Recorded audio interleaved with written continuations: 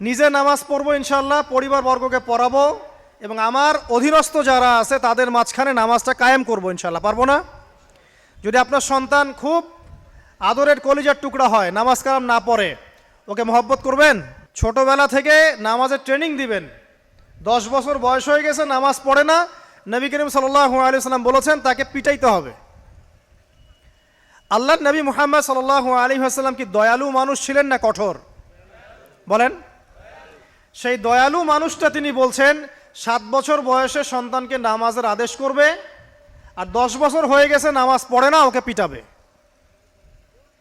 নবী করিম সাল্লাল্লাহু আলাইহি ওয়াসাল্লাম কি এখানে কঠোর হয়ে গেলেন? কেন এত তাকিদটা কেন? কারণ আল্লাহর নবী সাল্লাল্লাহু আলাইহি ওয়াসাল্লাম বলেছেন, মান তারাকা সালাতা মুতাআম্মিদান ফাকাদ কাফার।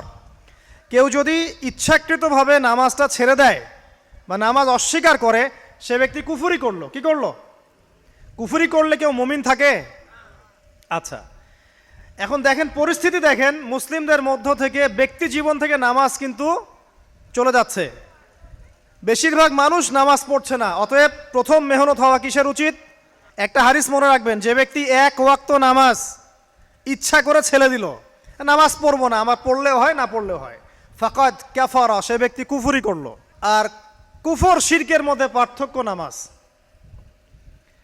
আর পাক্কা নামাজি কারা এটা জানার জন্য আমাদের 2টা সময়ের দিকে খেয়াল রাখতে